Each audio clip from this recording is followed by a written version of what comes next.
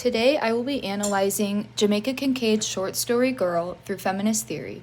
Written in 1978, this story emerged during what would be deemed the second wave feminist period. With female writers beginning to engage in feminist political activism, this story could be read as an act of resistance towards gender inequality. According to the reading from Purdue Owl, in every domain where patriarchy reigns, woman is other.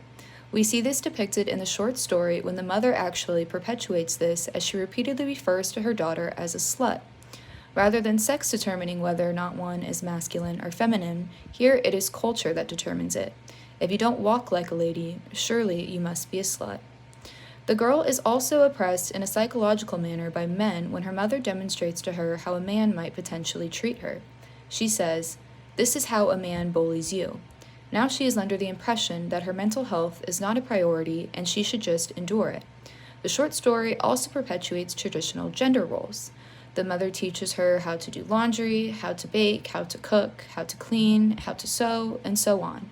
During this time, women had no public, financial, or political role, but rather private and domestic ones. Nearly all of the mother's instructions had to do with being at home.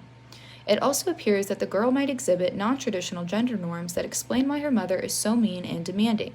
For example, her mother tells her, "Don't squat down to play marbles, you are not a boy, you know." And while there are no male characters in the story, we know the relationship between men and women is distinct. It is clear they live in a patriarchal dominated society where the men hold all the power and control all aspects of their lives. The mother says to her daughter, "This is how you iron your father's khaki shirt so that it doesn't have a crease. This is how you iron your father's khaki pants so that they don't have a crease." The role that the story plays in women's literary history is how male-dominated societies can be inherent in certain cultures. The story doesn't just speak to Jamaica Kincaid's individual upbringing as a little girl in 1978 St. John's, but also similar experiences such as the role of an American housewife during the 1950s.